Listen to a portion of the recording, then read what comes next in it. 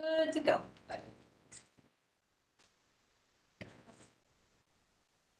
Whenever you're ready. Okay, all right. I'd like to call this meeting of the East Franklinton Review Board to order. First, I need to, order of operations is Stephanie. And swear you in. Well, Stephanie, do you swear or affirm that the testimony you're about to give is true and accurate to the best of your knowledge and belief? I do. Stephanie Kensler, Planning Division. You. Roll call, please. Mr. Fergus, Here. Mr. Way, Here. Mr. Bush, Here. Mr. Nobby, Here. Ms. Benner. Here. Mr. Sweeney, Here. and Ms. Hamilton. Here. We have a full house quorum today. All right. All right, everybody had an opportunity to review the minutes from the last meeting. Does anybody have any additions or corrections to say? I'll entertain a motion at this time. So motion. I so motion. All right, the move to approve, do we have a second? Second. Got a, Roll, please. got a motion by Mr. Bush and a second by Mr. Way. Is that correct? That's correct. Great. Mr. Fergus, Approved. Mr. Way, Approve. Mr. Bush, Approved. Mr. Nobby, Approve. Ms. Benner. Approved. Mr. Sweeney, Approved. and Ms. Hamilton. Approved. Motion carries. All right, well, let's move on to new applications. Our first one is EF 2203-001, address 6870 to 68 to 70 McDowell Street. The applicant, the owner is 68 McDowell Holdings LLC in Kaufman Development. And the applicants are Jessica Shuren and Ryan Linville. Staff report, please. Mr. Chairman, repeat myself. Okay. Record shows Mr. Nobby is, So when we reviewed this one first, I think we did, but I so your discretion, up to you. got something. I know I did, but I don't. Okay. Okay. All right, so Mr. Nobby has recused himself. Staff report. EF 2203-001, 68 to 70 McDowell Street. This is for the Prieto building in the West Broad Street subdistrict. This application was previously reviewed and conditionally approved by the DFRB in March of 22. Just as a reminder, that condition was they screened the rooftop mechanical. The applicant is returning to the board for review and approval of a first phase as they're not ready to do the entire project at this time. The revised scope of work includes for the front elevation, replacing 4 sets of 2 1/1 windows with new protruding weathered steel frame single windows in existing openings. Existing front doors are going to be cleaned and painted, repairing a pair of 2 multi-light casement windows with new replacing a pair of 2 multi-light casement windows with new windows to match existing, removing the boards from the basement windows, cleaning, repairing, and painting, repairing and painting basement windows, which I just said, sorry. For the rear elevation, will be they're proposing to replace 2 precast lintels in like kind, replace 2 second-story multi-light windows with new black aluminum framed windows with muntins in existing openings, tuck pointing and parging over the existing block and brick infilling the opening with CMU, removing the existing roll door, stairs, concrete landing, and canopy at southeast corner, infilling with brick. That was a previously separately approved application. Demolishing the existing concrete stair, a new concrete stair and steel railing to service door. On the south side elevation, replacing 4 sets of 2 1/1 windows with new protruding weathered steel frame single window in existing opening. Remove single light window and stone sill on first floor and infill with brick. Remove 1 basement window and infill with salvaged stone and brick. Remove bars on 3 basement windows, repair, clean, and paint existing windows. Repair, clean, and paint 2 first floor 1/1 windows. Replacing 8 precast lintels in like kind, repairing and cleaning the glass block and mortar on 4 other basement windows, and then replacing 8 multi-light windows, 4 on the first floor, 4 on the second floor, with new black aluminum framed windows with muntins in existing opening. Over the entire building, they're going to be doing repair and replacement for the coping, repair and refinishing the brick wall, repairing the brick and dye washing per submitted specifications. Stacked stone foundation will be cleaned and repaired but not painted, and then all stones, sills, and headers are to remain and be dye washed per submitted specifications unless otherwise noted. A tenant has not yet been identified for the space. The applicant will return for landscaping, lighting, signage, and change of use. The submittal includes site plan elevations, renderings, and material specifications and cut sheets. The proposal is somewhat consistent with the recommendations of the East Franklinton Creative Community District Plan. Plan states that primary entrances should front public streets with secondary entrances and loading and dumpster areas located to the side or rear of the building. Additionally, buildings should enhance the industrial character of East Franklinton and public sidewalks should be maintained. The proposal is consistent with these recommendations. The plan also recommends that historic and other contributing buildings should be preserved to the extent possible. The proposal is somewhat consistent with this recommendation. While the design alters some of the historic fabric of the building, the modifications are minimal compared to the previous version. Staff continues to recommend that the applicant not dye wash the brick and stone. Staff recommends conditional approval with the condition being that brick and stone remain unpainted and unstained. Okay, thank you. Any questions for staff?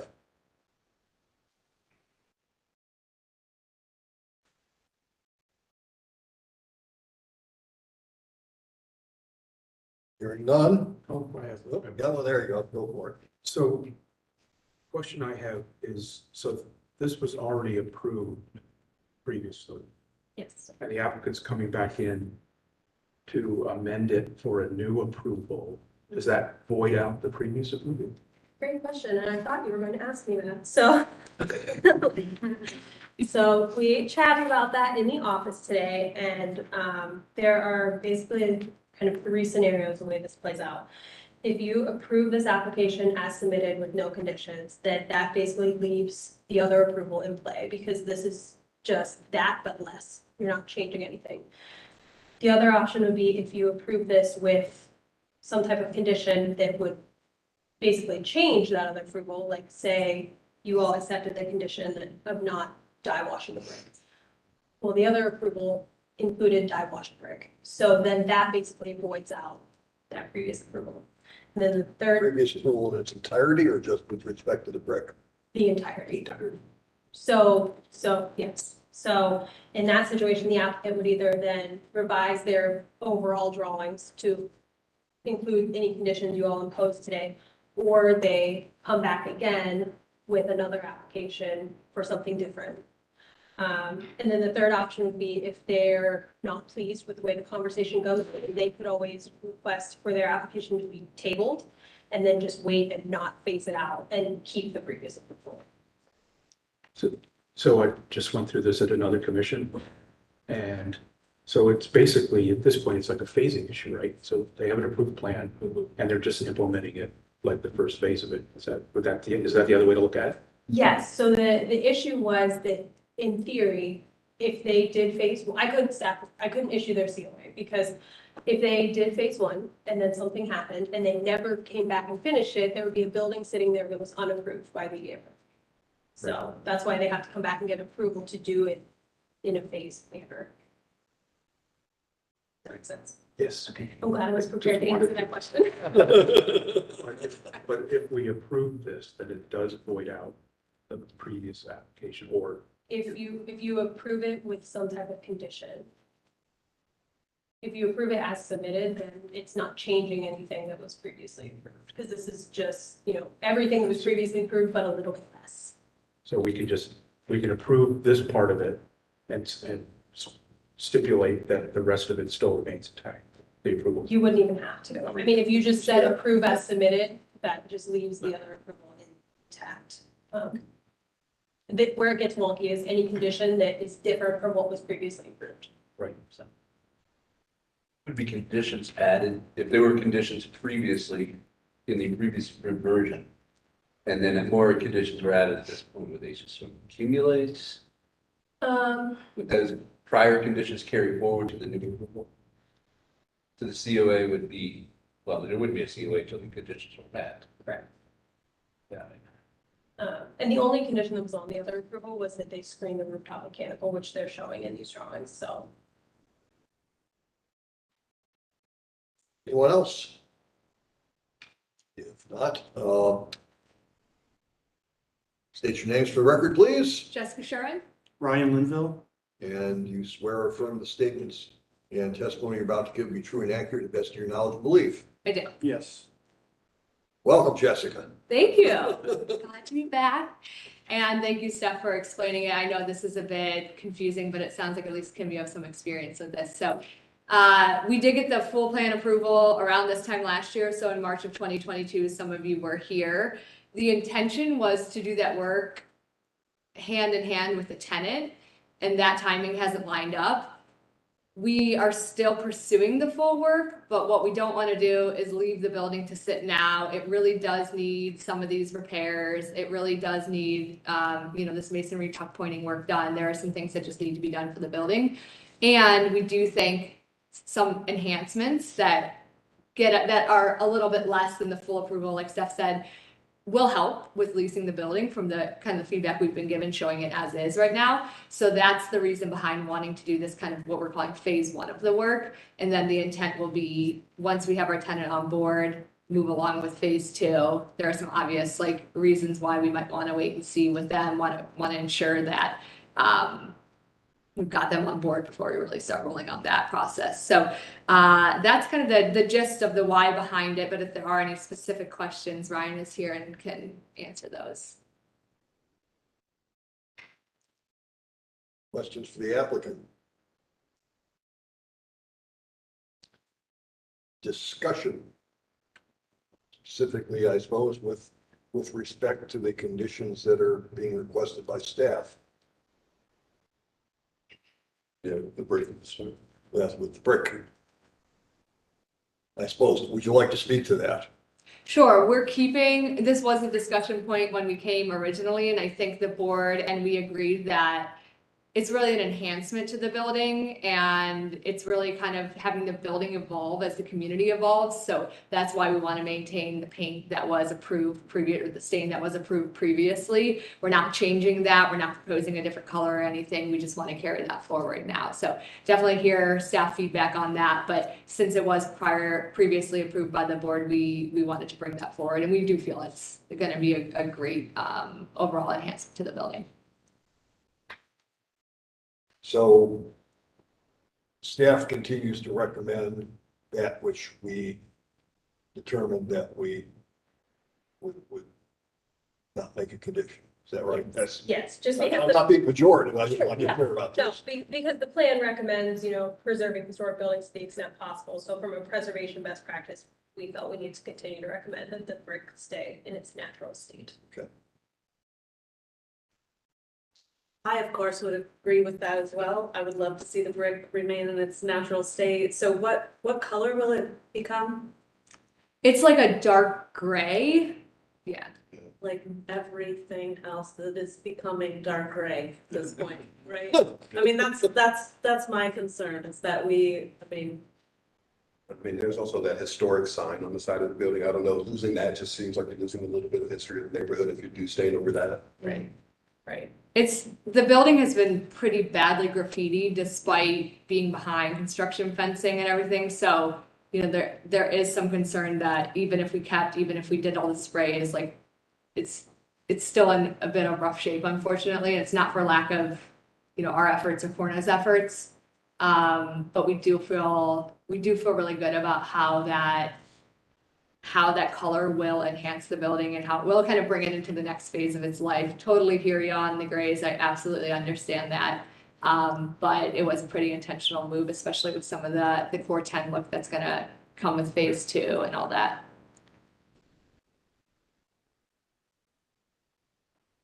so the stain doesn't actually do anything as far as preserving the brick. It's just simply aesthetics, changing the color. Mm-hmm. Yeah, to my knowledge, maybe somebody who knows stains or is like a stain salesperson might say differently, but yes, it's an aesthetic upgrade. Yeah.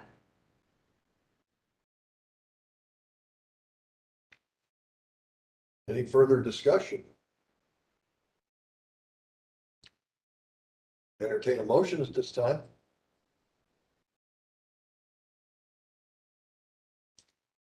So motion to approve, I don't know how to, with the, Motion to approve the application as submitted, or a motion to approve the application with whatever condition you so state.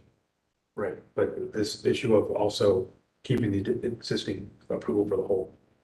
If you approve as submitted, you don't have to Don't do think it. about the other one. Yeah. If there's a condition, that's just something that I'll work with them offline to either have them implement that condition on phase 2, or they're gonna have to come back with something different.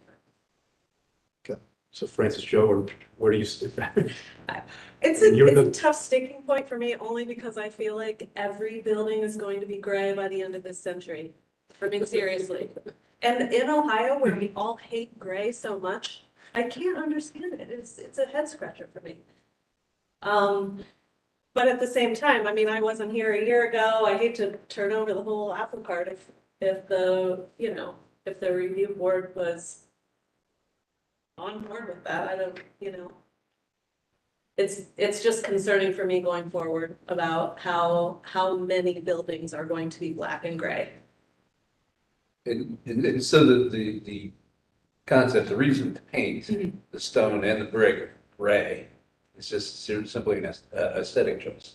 Sure, yeah, it's an aesthetic choice. Yeah, I think when we see a lot of adaptive reuse, I mean, there are changes that are made. We talked about it in March of 2022. We also talked about how the openings are going to change. This will be part of the phase 2 work that isn't quite consistent with the historic preservation standards, but goes along with kind of creating a new energy for a building. So that is the reason behind that and giving it a new personality.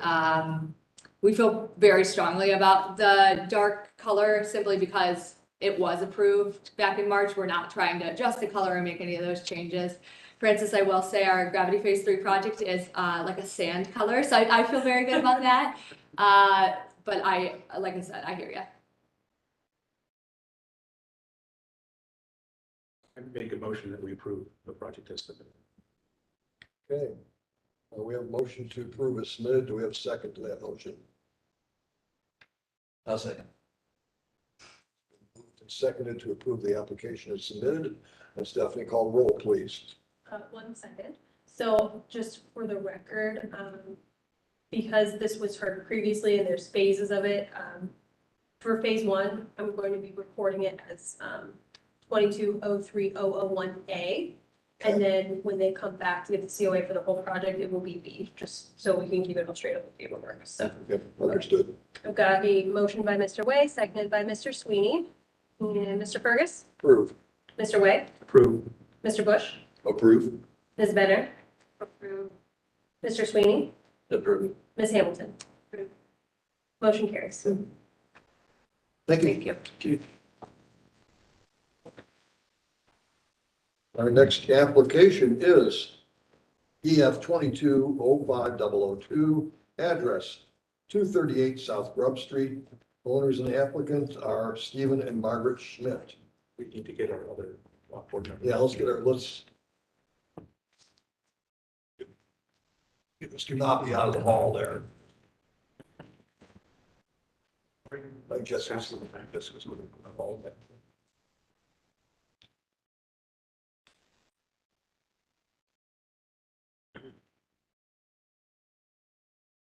Thanks, Jessica.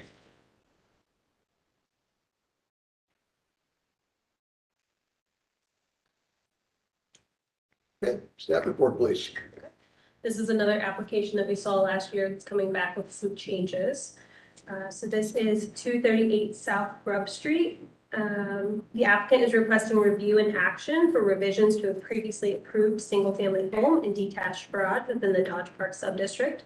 The current proposal includes the following: a new approximately 1,900 square foot single-family home, a new 22 by 24 foot detached garage with alley access, a new black cherry shade tree in the front yard, a new concrete walk from the existing public sidewalk, and then a new 2-foot concrete driveway. The primary changes from the previous application include a change in window style and configuration, a change in the proposed balcony location and style, which subsequently resulted in some changes to roof lines, and then a change in the garage roof style. The submittal includes a site plan, floor plan elevations, and material specification and cut sheets. The proposal is generally consistent with the recommendations of the East Franklinton Creative Community District Plan. The plan states that if infill development is at a higher density than recommended for the area, that a high level of design should be provided to minimize impact and increase compatibility. The recommended density for Dodge Park is 6 to 10 dwelling units an acre. The proposal as presented is approximately 14 dwelling units an acre. While the density exceeds the plan recommendation, the design materials and massing as shown are generally appropriate for the surrounding neighborhood. Further, the East Franklinton Creative Community District Plan recommends that buildings front the street and have direct access to public sidewalks. The plan as presented is in line with these guidelines. However, the plans also recommend that buildings should have a consistent level of detailing on all 4 sides. As presented, the north elevation only has 1 window. Staff is generally supportive of the proposal, but encourages the applicant to consider opportunities for additional windows on the north elevation. Staff's recommendation is to approve without condition. Thank you. Any questions for staff? So did this, I don't think I was here for this view last time, because I don't remember it. Okay. But did it come in with just 1 window in that elevation? It did not have any windows on that elevation, and there was a condition that at least 1 be added. Got it.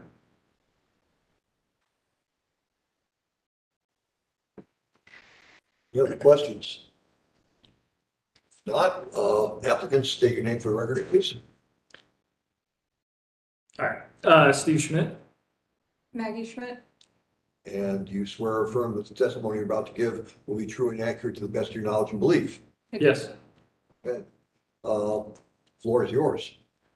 Well, I think this one should be pretty easy. We came back for approval, we came for approval the first time. The response was add at least 1 window to the north elevation. We added 1 window to that elevation, so we at least fixed that conditional approval, but through the iterative design process of the home, we had a balcony in the original submission, kind of had TBD details on the back because we didn't know exactly what it would look like, gave some precedent imagery. And now we finalized that. We actually think it looks better. The change in the roof line makes the balcony covered instead of just kind of sticking off the back of the home. So,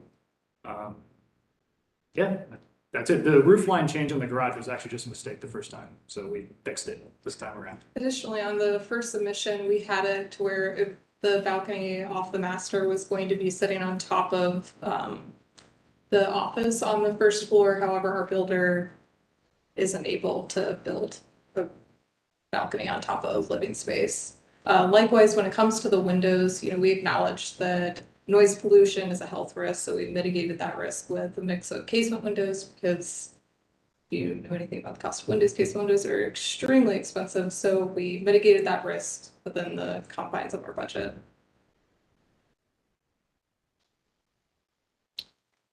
Any questions for the applicant?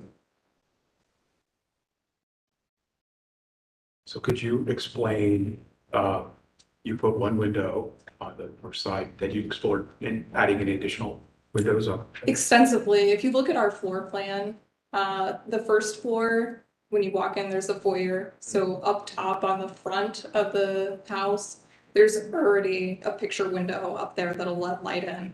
So it is cost prohibitive to just add an additional window just for the sake of adding a window that might give in a little more light. However, the 1 window that we did add was very thoughtful, and we put that in the laundry room. Otherwise, it's just a closet and then a bathroom, and there's already 1 window in the bathroom on the north elevation on the 2nd floor. The 1st floor, again, it's just a foyer, and then the pantry, a bathroom, and then, our mudroom, which already has, a door with large glass on it. So it just financially doesn't feel significant to add an additional window for the sake of adding an additional window. I was looking at the rooms and they're all kind of supportive spaces as opposed to living spaces, right? So, Yeah. just, thank you. Any other questions? If not, does anybody have a motion for me? Make a motion to approve as submitted. Do we have a second? 1 second. Okay, been moved and seconded to approve the application as submitted. Stephanie, call the roll, please.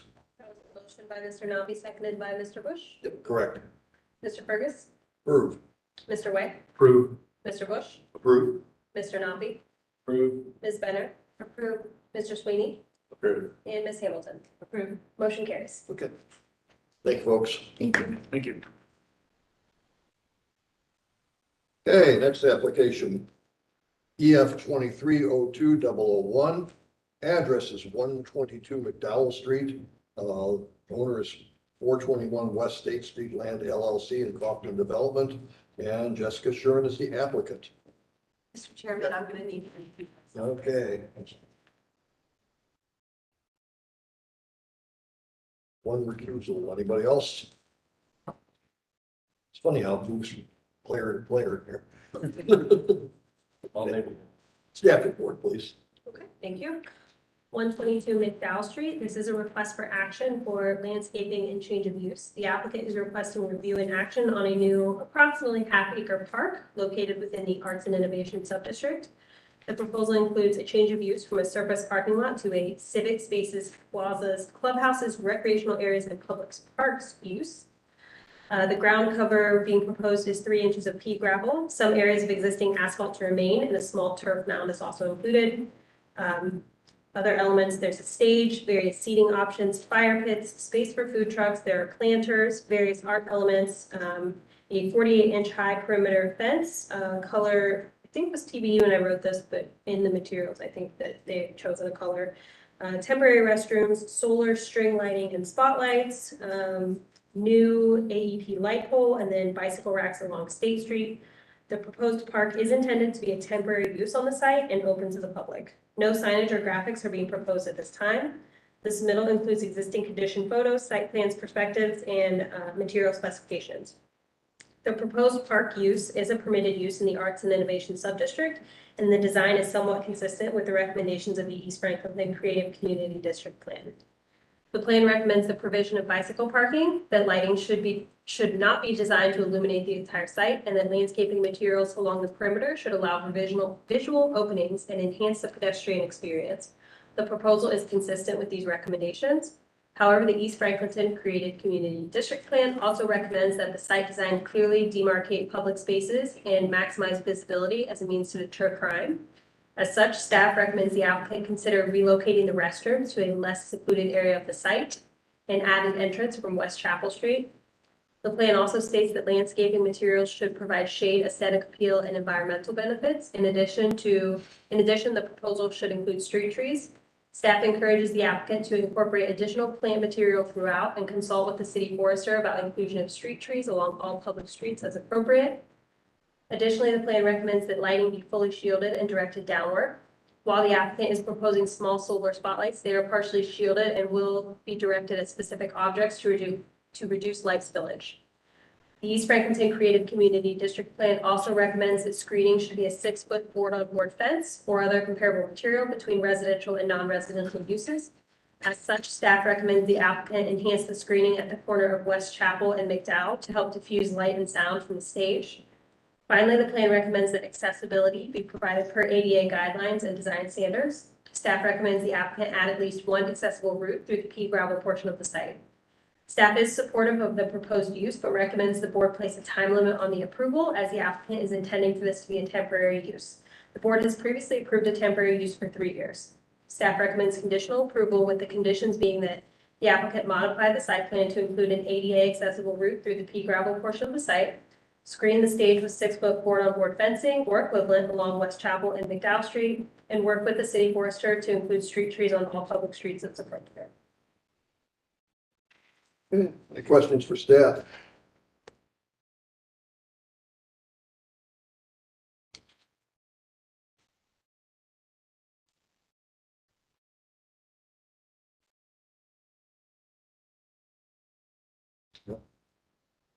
Okay. I gather Jessica's continues to be sworn in. Okay, floor is yours, Jessica. Yes, thank you. So we're really excited to unveil Gravity Experience Park is what we're calling it. So we purchased Idea Foundry and the adjacent lot, I think in 2021. I don't know, it's still COVID-y, so I can't remember exactly right. But yes, in 2021.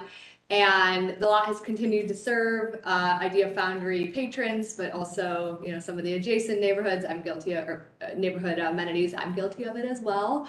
But as we continue to kind of innovate on what Gravity is and how the community is changing, one thing we thought would be great to provide would be a community asset. So privately owned, but publicly accessible park. And so a lot of what you're seeing here is derived from the ethos of Gravity, but really represents Franklinton, some art from local makers, seating areas. We are gonna bring in food trucks. Our hope is to program as well with alcoholic beverage providers. So that might go in that manifest building. It might just be somebody we work with to operate and program the space. So we have been working with liquor control. We have also received the sign off we needed from the parking department, talked to zoning about this. So wanted to make sure, since it is a bit of unique temporary use, that we were kind of going through those channels after we submitted this. So yeah, what you're really seeing here, we're really excited about. We want to bring music to the stage, and we want to bring artists, artwork to a place that anybody can come and access, and people can hang out, and we can put events on, and you can grab a beer with your friends, and just kind of really enjoy this. It is intended to be a temporary use, so I think we feel really comfortable with that 3 years. Knowing that, down the road, we would love to develop this into a use that fits. A question? Yes. Just curious, why the stage on the southwest corner instead of the northwest corner? It's got a lot to do, I'm certain, with the direction that the noise is going to go. Yeah, I think some of it, we've got those residences. Some of it is the direction the noise is going to go, pushing it away from the residences. I think there's also a piece of it that corner of State and McDowell is a really, really prominent corner, and we want to have it be a great opportunity for art. Not to say that music isn't art as well, but I think once we start, you start blocking things off with the stage, your visibility starts getting blocked. That really kind of big moment at what I think is a really important intersection kind of gets lost.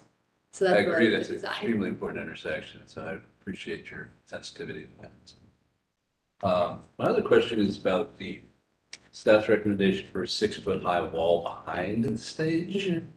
I'm not sure how that would look necessarily, heading up McDowell as I personally do several times every single day. Now, how that might look from the back, and I get that, there are neighbors directly across Chapel. I just wonder, I don't know, I guess I wonder if they would mind that much if the fence weren't so tall. Just to clarify, we are only recommending the fence be the length of the stage, not the whole way down McDowell. Yeah, so there'll be kind of this sort of corner treatment there. I suppose it could look okay. Could be another art opportunity. Yeah, That's what we were thinking as well. depends how you do it, I Yeah. suppose. It might look a little weird. That's one of our concerns. There were a couple of reasons behind the fencing, and Steph and I discussed it as well.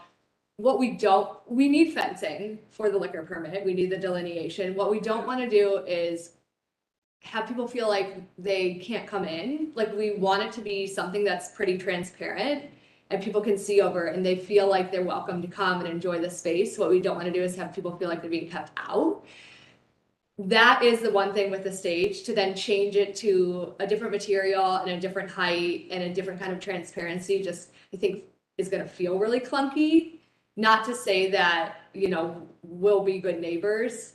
Obviously, if we are hearing things with the stage that it's just way intrusive, we'll kind of repair that. But that was a lot of the reasoning behind why, one, we had the plan of the fence the way we did, but two, why when we heard that feedback, we still kind of kept it that way. Thanks.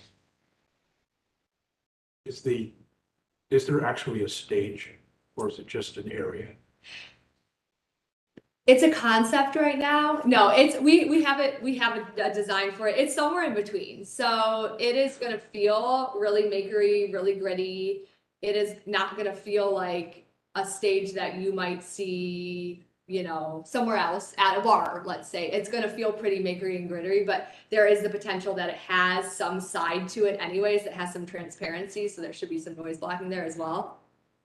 And the reason I asked is that if it's going to be raised up, the 6-foot fence is going to be diminished. Yeah. If you raise up the stage, so the act of trying to block something. Yeah, will go yeah. away. Yeah, it's on grade right now, but we've talked about whether it does step up 2 feet or something, kind of like the land grant one does. So the stage will be, you said it's going to be gritty. oftentimes these days there's video walls and stuff behind that are temporary. Mhm.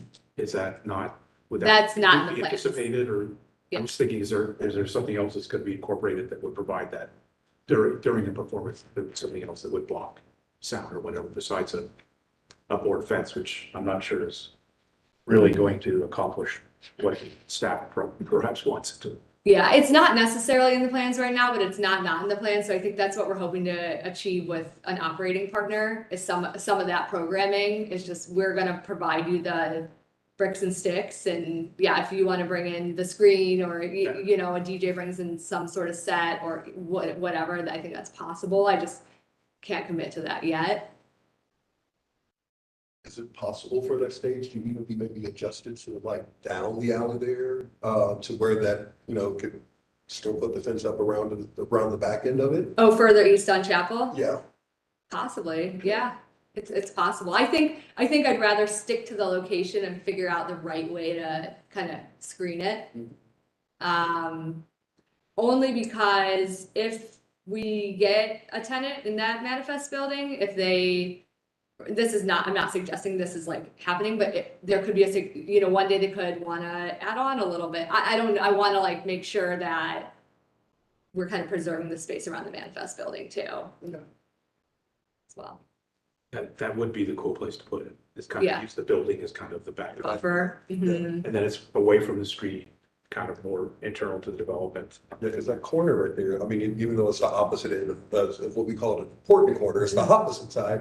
It's still like, there's a lot of residents there. Oh, yeah. Right there. So, and it's still, even that alleyway is a little bit of a busy alleyway. So, who knows, Yeah, it is. I was thinking maybe floating it a little bit on State, not even all the way down, but just at least between the building and where the corner is, probably would make it a little easier to put something behind it to block it off a little bit better, like a fence. Yeah, that might be right there in that good little like Goldilocks spot. Yeah. That way, because I support the idea of putting something around it just to, also makes performers, I feel like, will feel a little bit better if nobody can walk up behind them while they're in the middle of a set, Fair. Yeah. Do you have to keep fire access through that to get to Ideas Boundary? No, so Not from what we've heard, yeah. there's nothing, no provision. We have to preserve the parking that's in place, which we will be able to do. That's something from about like 20 years ago, but we did make sure that was something that we're able to keep in place, but otherwise, yeah. That's the parking right next to the building, correct? Yeah, so just the parking that's just south of the building, some of that by that loading zone, and then the parking just on the west of the building. Gotcha. We have nothing to do with parking. Yeah, I know. I figured it would come Thank up, you. so. Right.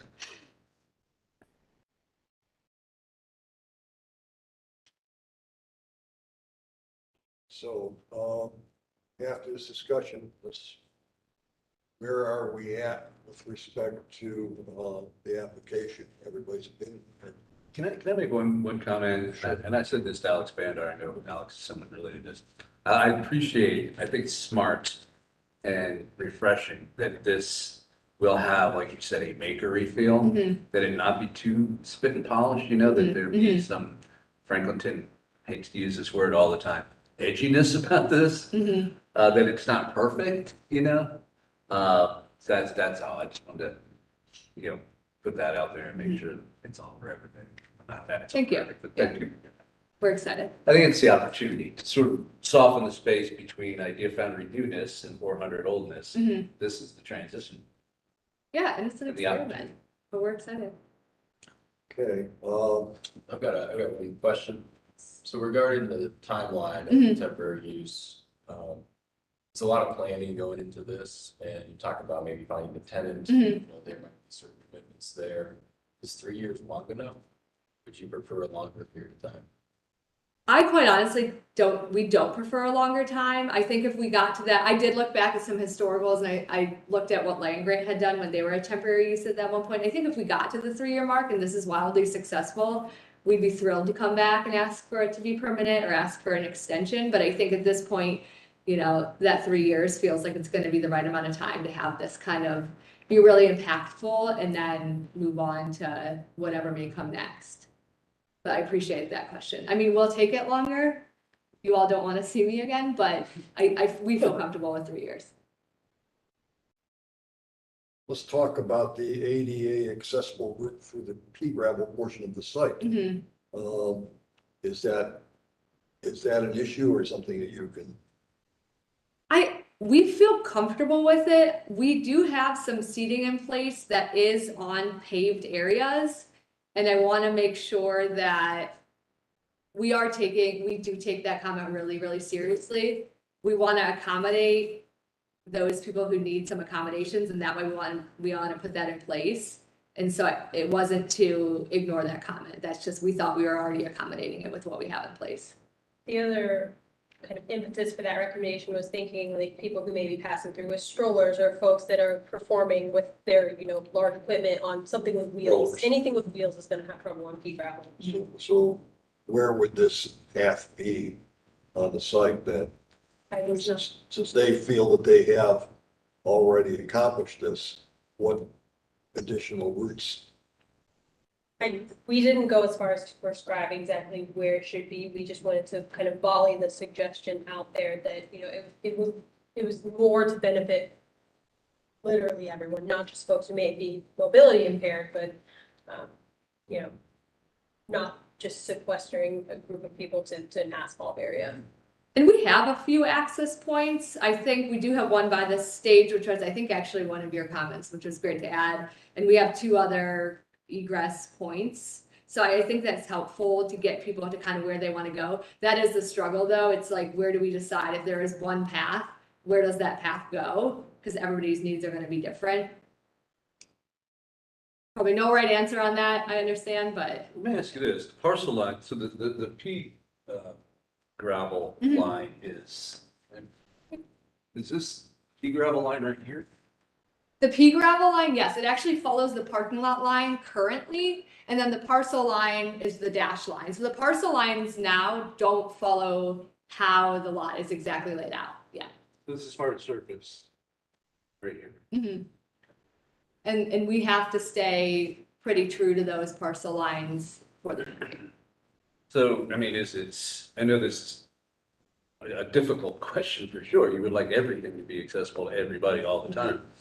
But is it reasonable to argue that that is part of the site and it's hard surfaced so that somebody in a wheelchair, for instance, might be able to enjoy being in the park on that part of it or getting at least that close to it? This is not my area of specialty, so I hesitate to ask these questions. So back to this ADA compliant walkways. I want to pin this down before we conclude here. Would it be reasonably appropriate for us to say that it would be through the peat gravel site from hard surface to hard surface in a path of the applicant's choosing? Is that what we're talking about? Yes, and I think that, that was partially why we wrote the condition the way that we did, leaving it open for them to decide the best way to do that. Our priority was just an additional accessible route through that pea gravel portion, because that is most of the site. Okay, all right, good, thank you. In an ideal world, with ADA access in mind, you would actually put a loop through the pea gravel that basically touched the different seating arrangements so that people can access each of the same, so they're not excluded from any. Right. Well, yes. And then we start getting to the thought of like, well, what if you move all the seating one day because you're going to have like somebody, I don't know, doing who knows what. That's where it sort of spirals. So we tried to take guidance, probably without Lauren's knowing, so she's not here, but as to what land grant's done. I mean, they have gravel all over. So we were like, well, if it works for them, it should hopefully work for us. I think that's the struggle, is like knowing that you can move furniture around, you could have a temporary, like 1-day event. How do you ensure that? And I think that's the struggle. So that's the reason why we were like, well, we're going to provide a space for people to enjoy the primary use on the hardscape, and then keep the gravel as it is on the rest of the site. Let me ask you a question, Kim. what sort of character would this hard surface take on? Would it be pavers? Would it, I mean, what sort of quality of hard surface would be adequate in this case? Well, in an ideal world, it would be something that's very smooth. And then as you roll a wheelchair across it, it doesn't go bumpy, bumpy, bump, right? It creates a pleasant experience. But would it have to have more permanent character to it, a foundation, you know, all that? No. Like a road, would it have to be engineered? No, I don't think so. You could lay pavers pretty tight to create something, but again, and those are movable, right? Yeah. So I just think there is an equity issue Hmm. that, to your point, is that seating that's in the hard surface enough to accommodate it, that, again, I can only sit here. Right, I mean, I can see the stage, but can I enjoy this part of the, Or can I sit with my friends that want to sit over there? yeah, Yeah, all fair comments. So- Yeah. yeah. I'm sitting here trying to think about the amount of times I've been, as you mentioned, land grants, area with the, I don't know that I've seen too many strollers over there. So I'm trying to think about that. Maybe there's a reason for that. Those kids are just running around. Yeah, again, land grant is the precedent for all Right. this, right? And Right. we went through a lot of discussions about that project when it came through. Mhm. But I don't think this was one of them. Well, and I think part of the reason we wanted to push a little bit harder on this is because, this is a different use than a land grant beer garden. The intent is, open to the public and welcoming and transparent. And so, in theory, this could attract more people with strollers, or if you're doing markets or something, Mhm. people with, carts on wheels and those types of things. But Mhm. it's for you all to decide. I just make recommendations. Yeah, I'm starting to agree more with Kevin just on the equity part of it all. So like, I'm wondering what other options there could be besides the pea gravel, I guess. That's the question now, because there isn't.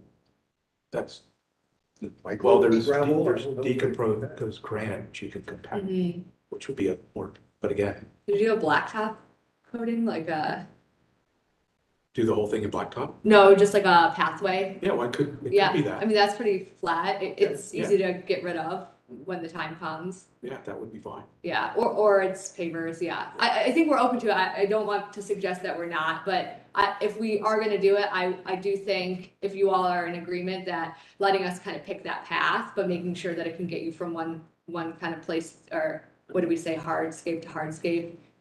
Just because I want to make sure I'm thinking about it in the context of the evolution of how furniture could move through a season, let's say, so. I mean, I'm assuming you want this to be family, family. Yeah, we right? want everybody to come. So I mean, if you created some kind of a cool Mhm. asphalt path. Yeah. That, you could actually do something with it to make it into like a fun path for kids, Right. right? Right, It could have things in the paving and, they fall along. yeah, It could be a Yeah, little hopscotch. feature. could be cool, yeah, Yeah, yeah. I think that could be really attractive and again, inviting to families, Mhm, mhm. and also accessible. Right, So right, the thing, I'm still struggling with the stage location at that corner and having to put a fence around it to help somewhat mitigate. Seems like the stage should be some kind of like a central feature to all this mhm, yes, and leave the corners to be more the welcome, come on in type of thing. Like, taking that corner on Chapel Street and McDowell, putting up a 6-foot fence, it just seems to be walling it off. mhm, But if, The southern approach, hitting the north on McDowell, the first thing you can see with the park is a Mhm. wall. right, yeah, Now, unless that was like an art, like if there was a mural there or something like that, that would be the only thing that would probably diffuse the fact that it is a wall. and then right, you're right. doing a different type of material, right? Because something that you can, I guess you could. I mean, you wood, pay, but- wood. I mean, we did that with scrawl for years, so it was always on wood panels, so that's something that could be right. done. So, and it can be treated because you would just use polyacrylic to kind of seal that, so the paintings and everything won't get damaged. I mean, if we made it something like that, where it is those kind of like scroll like boards, and then we did some sort of art, would that be something you all be open to? Personally, I feel like that would alleviate it for me as long, because it's getting the staff's recommendations are being met, and it's also creating that's something that's going to diffuse it from being just a fence, I guess. Well, I would actually recast it as an art wall. Yeah, Leave it open, that, to me, it could be all sorts of different things that are somewhat temporary, right? Yeah. But you treat it yeah, like change, a feature. And there's no cover over the stage, right? correct. No. Doesn't Franklinton have a cover over their stage? Theirs has, I don't know if it has a cover, but it does have the cover. Yeah, it's a pre-constructed, Okay. Like 10 almost. yeah, it's a rail, I forget what you call it, a basic stage. Yeah. Control the stage. Yeah, Yeah. there's a term for it, I forget, but yeah, there's a cover. But again, maybe that would be something else. I mean, if you really make that corner into something special, I Mhm. can buy it as the stage, but if it's just a stage shoved into the corner, Yeah, that's definitely. less excited about that. Versus Yeah, having it in something centrally located that, it seems to me the stage could become a feature. yes, Right. yes. And it could be a feature on the corner, Mhm. right? It could be an art corner or something like that with the stage integrated. But, or it could be a feature in the center of the. So it's like a gazebo, like, You think it's like a performance in the round? well, like Yeah. historically, like a park would have a gazebo or something, Mhm, right? And mhm. people would sit around it. Yeah. And I think I feel both those sound good. I think I'm seeing the corner art moment really come to life, especially with the art that plays in kind of the other areas that are at that quadrant. Yeah. So I think there is a good opportunity to involve the community artists on that as well, whereas if we just move it, we're not bringing more of the community artists kind of into the fold. I honestly personally think the best place for the stage would be in the middle of the block, or in the middle of the site, Mhm. pointed north. Mhm. Just keep the corners open and welcoming. Yeah, And I mean, I didn't quite get what you said about the, we already call that building, the the manifest building. Yeah, developing across that line and Yeah. needing a stage. But I think a natural place for it is in the middle of the wall on, just pointed north. Because that alley's kind of dead. Yeah. It's a real alley, you know what I mean? It's not like, It's Walnut just looks like an alley, but isn't. It's an actual, I mean, Chapel Street, but Is that what you meant by the center of the site? No, you did say center of the site, but the center along Chapel Street. yeah. And then when you approach from the corner, you come off of McDowell Street, you're like, okay, you walk into the corner of instead of around. Yeah, I mean, I think it's a great project. yeah. So I'm hesitant to make suggestions, but that's one suggestion. And to Jim's point too, if we did put the fence in behind it, it could still stay as an art wall. Right. Yeah. And Right. honestly, Chapel Street is primarily parking right now, you It's say? a pretty industrial feeling street with the idea of Yeah. feeding it from one side and you know, land grant feeding it to the other side. I think that would feel fine there. Yeah, I think we're open to that too. Yeah. Yeah, yeah, somewhere either that corner or moving a little bit east along Chapel is fine, you know, assuming we don't go too far east, so I think we're open to that. Just what are the little green, are those trees? Around the seating areas, Yeah, they're planters. is it like land grant, what they did there? Or those are just planters, they're like low planting? Yeah, I can't really remember what land grant has out there, Well, we approved but trees and planters, as I remember.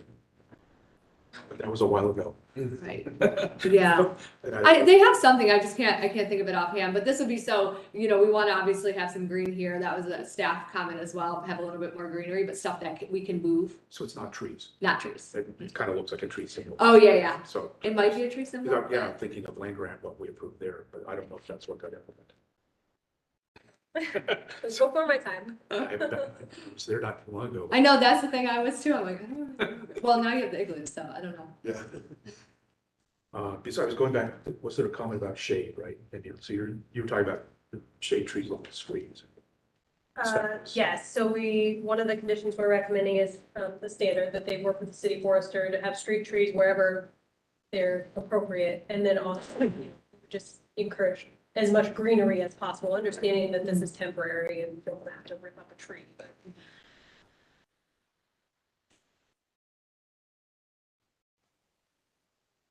So back to the fence comment, it'd be nice to get away from the term fence. Right, And the art wall sounds to me so much more exciting. yes, than a fence. agreed.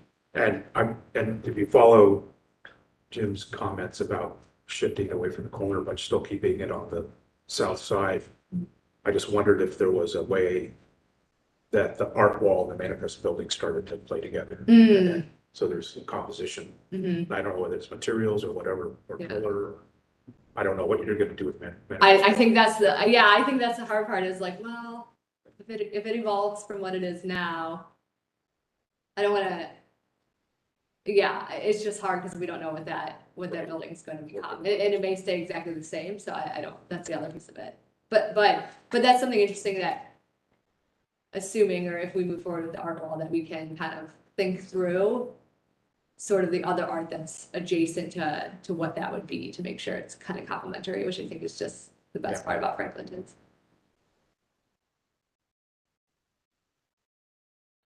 Mr. Chair. Mr. Chair is working on seeing if we have a consensus here. Okay, so I think we got the ADA accessible route from hard surface to hard surface, running from hard surface to hard surface through the site. We have we work with the city forester to include street trees on all public streets as appropriate. And the last one, though, is the stage. That's the one I'm having a little problem with here. What's our feeling on stage location, particular, and screening? I'm with Jim as well, the stage scooting, just to the right of where it is right now, and then an art wall on, street facing.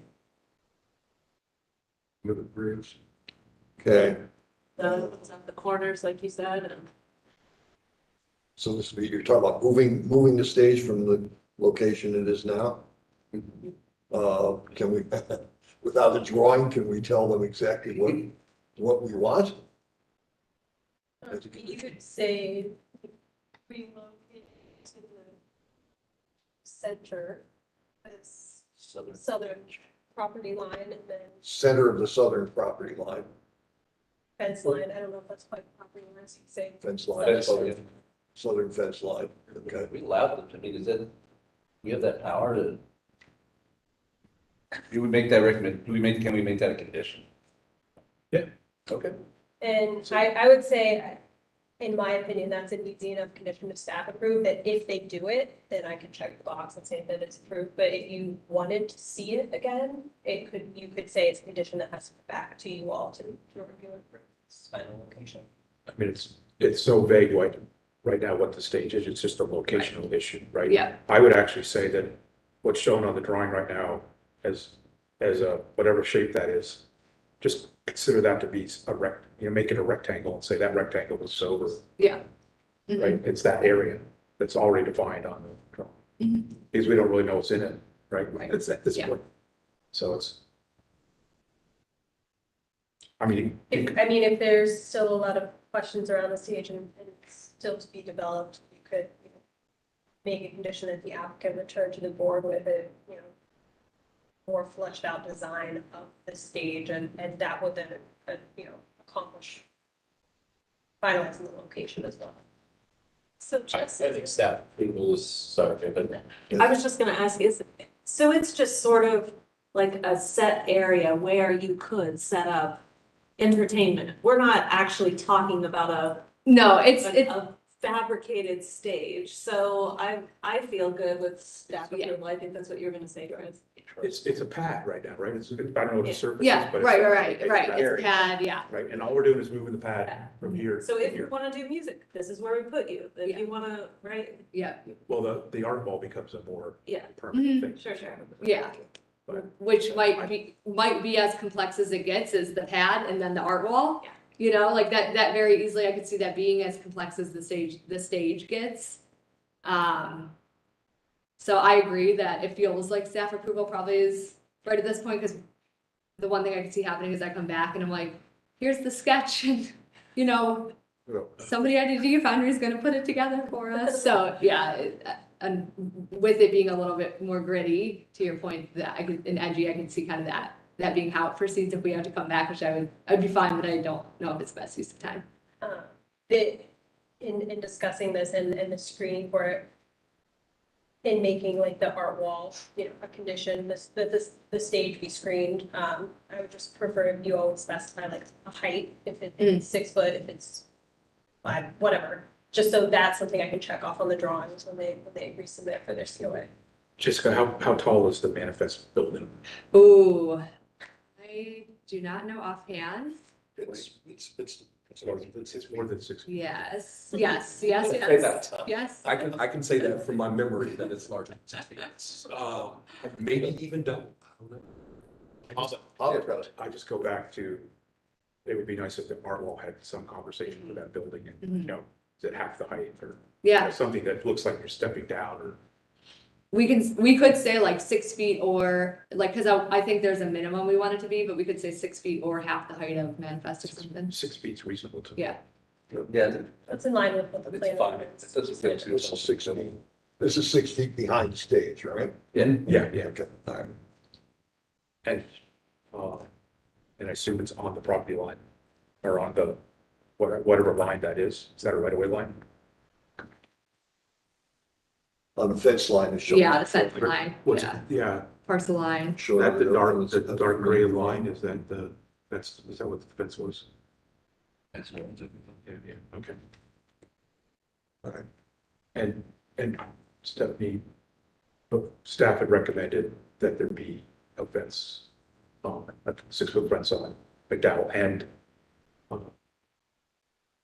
Chapel. That was just because of stage. Right, but I don't, staff would have a problem with it moving over, not having that over. I think that works. All right. I think we're there. Who wants to make that motion? Here we go. Give it a try. All right. Chair moves for approval of the application with the following conditions.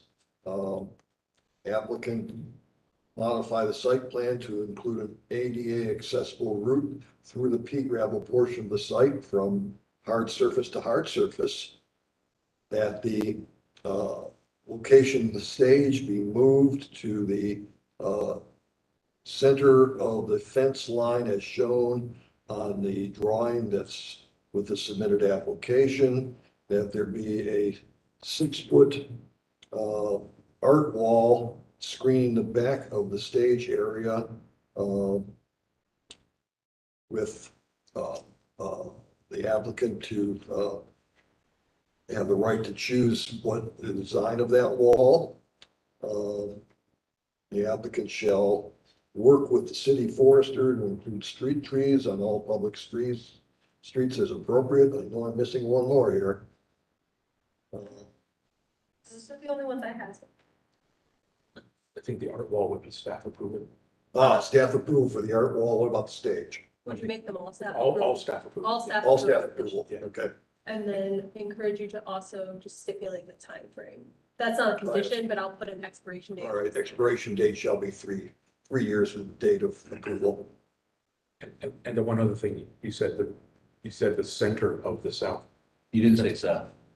Yeah, but I don't mean, it doesn't have to be the center. I think you want to push it over towards the manifest building. So I think it should be somewhat flexible. about near the center. Near the center. Center Near the adjacent, near the- east of center. I'm gonna go South West of the manifest. We can only be so vague about this without being focused and vague. Well, staff's hearing what we're saying, so. they're gonna- So you're wanting the stage to be shifted east along the chapel fence line. What I'm sensitive to is if you put it in the center, then you've got 2 unusable areas and each one Yeah, less sure. usable. Yeah, you If want to make shift it sure. all the way over, you've got a nice big chunk on the Mhm. corner Mhm. that you can do something. Yeah. That's why, Got it. so. Okay. You want to read all that back and see what we have? Sure. So I had a motion by Mr. Fergus for conditional approval with the conditions being that the stage will shift from the corner of Chapel and McDowell, shift to the east along the southern fence line. There will be a 6-foot art wall screening behind said stage. There will be an ADA accessible route through the pea gravel portion of the site from hard surface to hard surface. The applicant will work with the city forester on street trees as appropriate on all public streets. And then we are placing a 3-year time limit on this temporary use. Good. We have a second? Second. Seconds. And moved and seconded to approve the application with the stated conditions. Mr. Fergus, Approved. Mr. Way, Approved. Mr. Bush, Approved. Mr. Nobby, Approved. Mr. Sweeney, Approved. Ms. Hamilton. Approved. Motion carries. Thank you. Thank you. Thank you.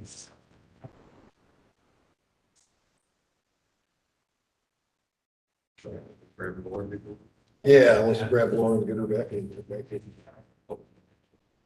Thank you.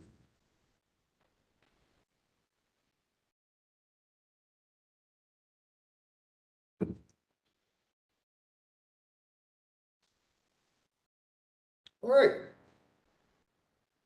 Next application.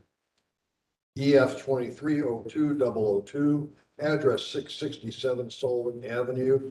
The owner is the city of Columbus. The applicant is Andrew Roberts. Staff report, please. The applicant is requesting review and action regarding one new light pole at Dodge Park located within the Dodge Park subdistrict. The proposal includes one 27-foot light pole with 2 fixtures. The submittal includes a site plan and material specifications. The proposal is consistent with the recommendations of the East Franklinton Creative Community District Plan and City Code. The plan recommends light fixtures be fully shielded and directed downward, and that on-site lighting be appropriate and only illuminate buildings and surfaces as opposed to the entire site. City Code 3323.21 permits light fixtures up to 28 feet in height as long as they are not within 25 feet of a residential use. The proposal is consistent with these recommendations and requirements. As such, staff recommends supporting the proposal as presented without condition. Questions for staff?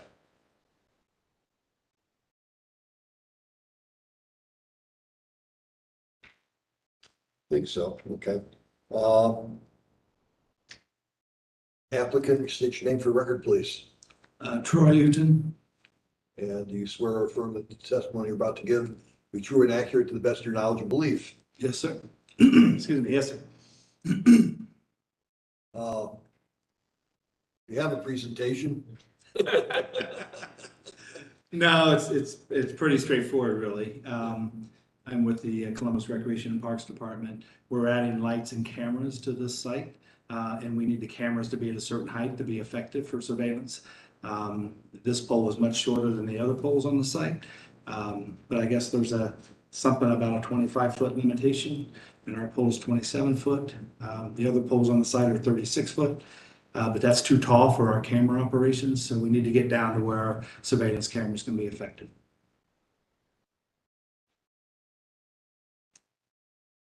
I have a motion. I'll make a motion to approve as submitted. Second. Seconded to approve as submitted.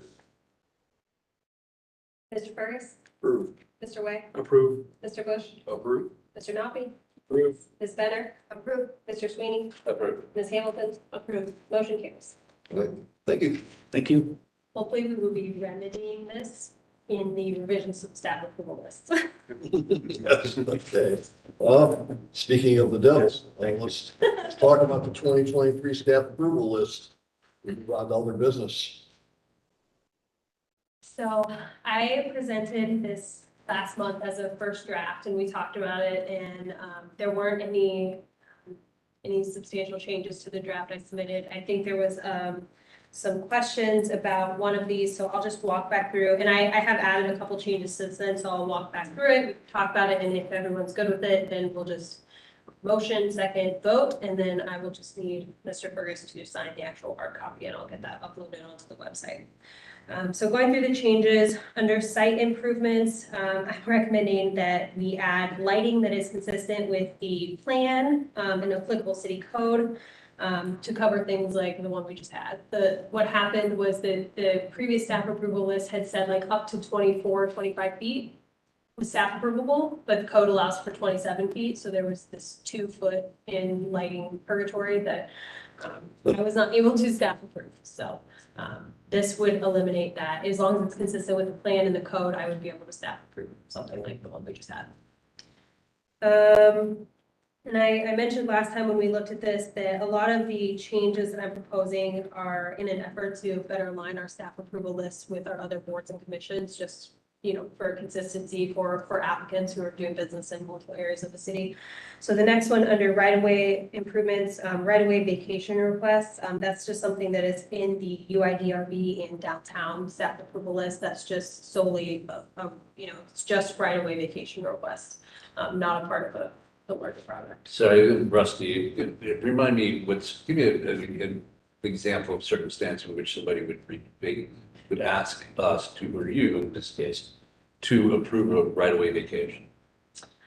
I haven't had one come through by itself, but as a part of the Gravity 3, there was right-of-way vacation. This is right-of-way, cross-gravity property, city-owned right-of-way that was no longer needed by the city. And the request was to have it removed from the record legally. Yes. That's not one that, just in my experience, that I think we'll use a lot of. There's more, again, lining up consistency with UIDRB in downtown. And if it's a part of a bigger project or something, certainly I would bring it to you. But if it was a simple right-of-way vacation request, this would just make it a staff approvable item. If somebody's assembling property and then wants to vacate right away so they have a bigger parcel, you bring that to us versus here's little things. In my experience, these are typically alleys to nowhere. Yeah, like on Walnut Street. It's not. That's why I'm answering. We knew why you're asking. And I mean, the purpose of this is to have these discussions. So if you all are not in favor of this being a staff approval item, then we can take it off the list. So, I'm not saying that, Sure. I just would want to be refreshed on what that actually meant. sure. And there, I mean, well, okay, I tend to get easements and right-of-ways mixed up in my mind.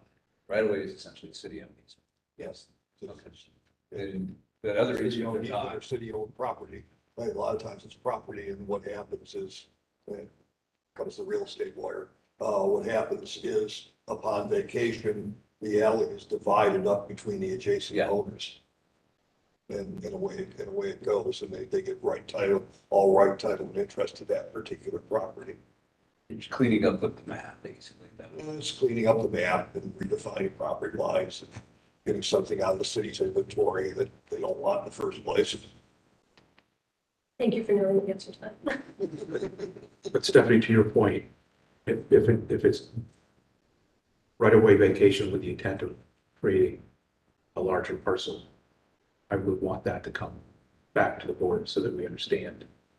It's part of some development proposals, I think, too. It's no longer just cleaning a map. Yes, not just cleanup, it's making something. Sure. Yeah.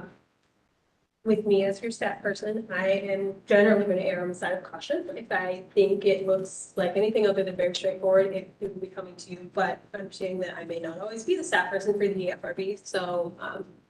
You now are, what, about 6 as that person? Right. So, Right. So, that's it. up to you, but again, you know, I've been staffing the board for over a year now, and we've only had maybe the one that had right-of-way vacation, and it was a part of Gravity, so you saw it anyways. I'm not getting a ton of like side requests for right-of-way vacation. So, however you feel about it, take it or leave it.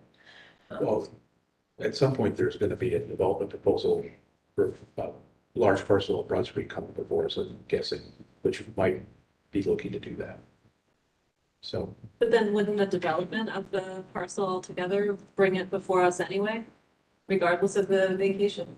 well, that's what I'm trying to clarify. Right. It's not just a blanket thing. Okay. But if it's a part of a development proposal Gotcha. and it's going to require vacation, then that would be part of Listen, Lisa, what you would do is modify that to state right-of-way vacation requests that are not, that are not integrated into a development proposal. I could amend.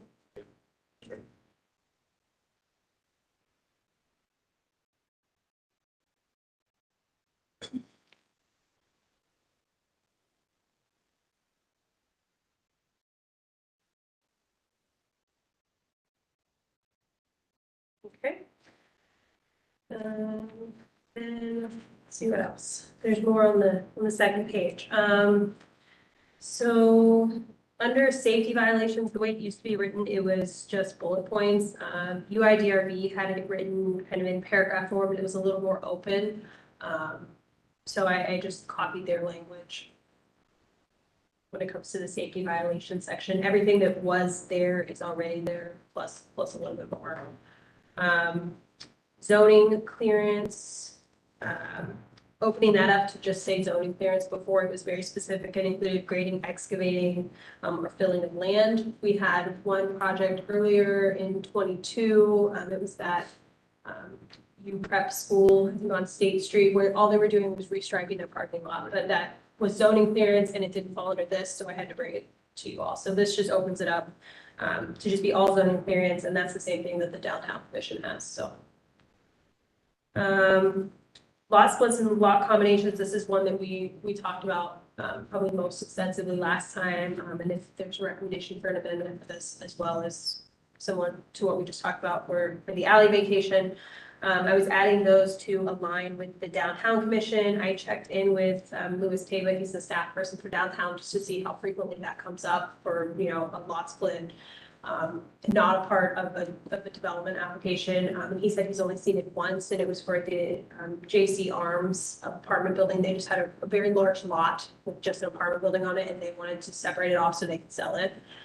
So that's a scenario where that happened when there's not a proposal planned.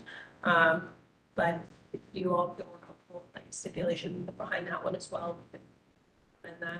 And then the lot combinations, we see that a lot more frequently, but to your point, often in conjunction with somebody who has a plan for some properties. So however you'd like to proceed with those two. And the purpose of putting them on the list is literally if it was just somebody saying, I would like to combine these 2 lots or these 4 lots, and not having the plan for what they're gonna do, or saying, I'd like to split these 2 lots, and that's all, like, you know, sell it, have you, those are the scenarios where those would be staff approval. If it's a situation like Gravity or like the 640 town project where there's a development proposal, that's obviously coming to you all. So. Any thoughts on those two? The lot combinations goes back to the right-of-way vacation, I think. If it's like 2 lots, 3 lots, 4 lots, you know, it's a small, something small, right? But if it gets too big, then it's really assembly land for redevelopment.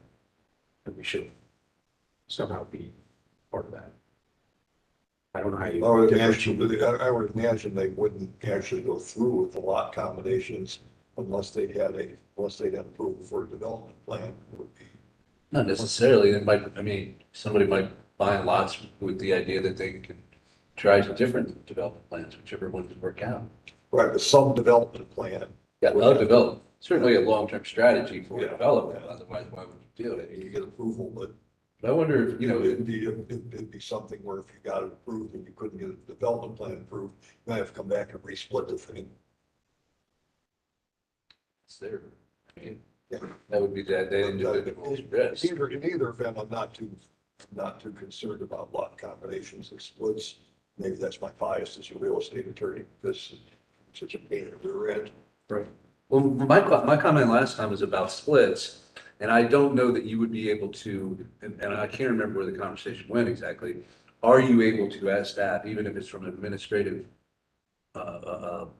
mechanism, create a non-conforming lot in a zoning area? And then it gets tricky in East Franklinton, I think, because there are so many different permitted uses. So I guess you wouldn't. Somebody when comes in and wants to split off, you know, 5 feet of ground, 5 feet by 3 feet of ground, you're going to say, you're asking me to create a lot that's not conforming to any. I would, if someone came to me with that, I would say, why? And then, Well, yeah, and then I would and the say, rules are pretty clear. that's strange, we should take that. to No, but I mean, if it's not conforming. They would be creating a lot that couldn't be developed for anything, likely. Except in East Franklinton, where it's a little softer, it might be more challenging.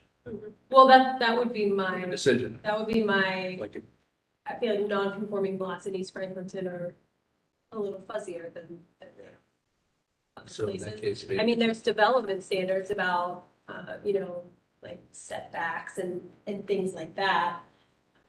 Then they come into play, but, I don't know. If there's anything in the code in East Franklinton. well, it's just as a concept, I mean, are there any permitted uses at all in East Franklinton? What's the smallest potential permitted use in East Franklinton?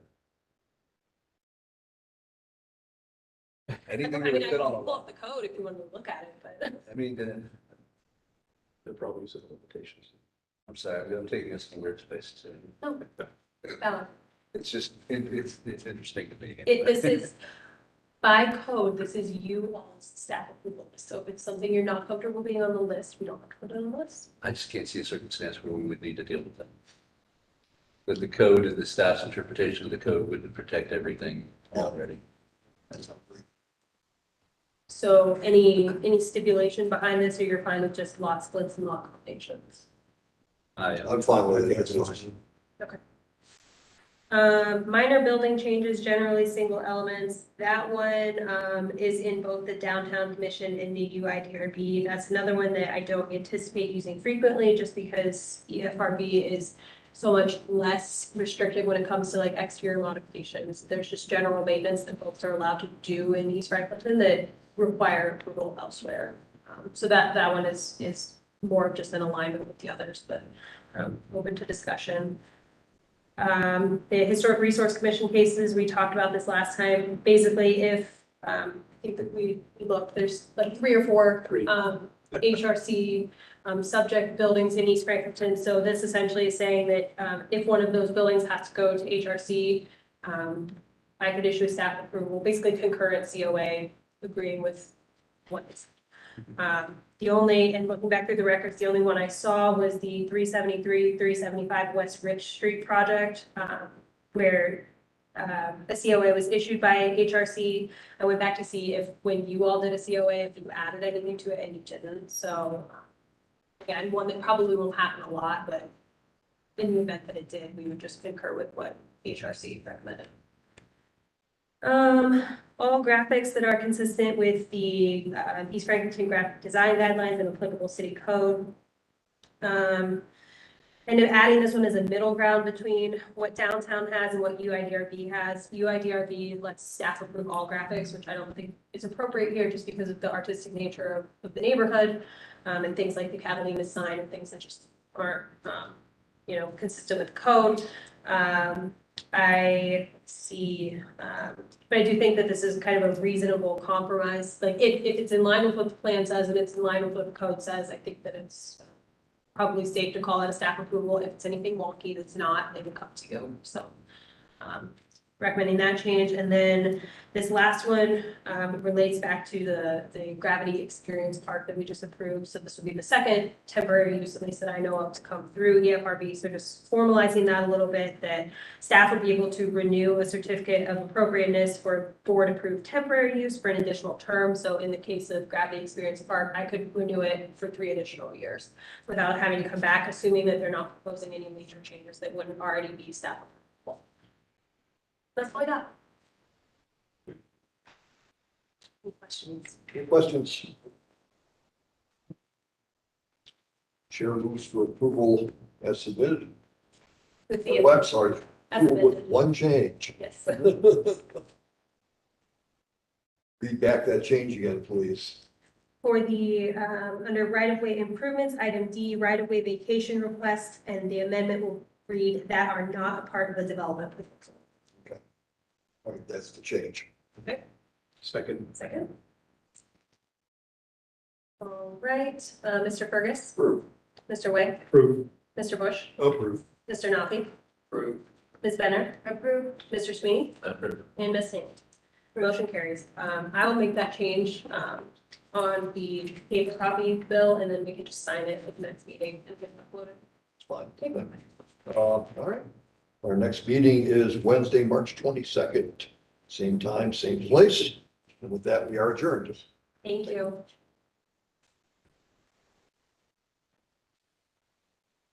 Good job.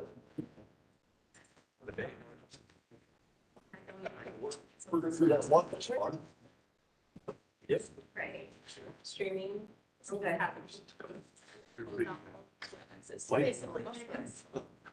Very good. Okay. But it's temporary. Exactly. Yeah. And everything. Okay. Oh, and it's gonna be indivisible.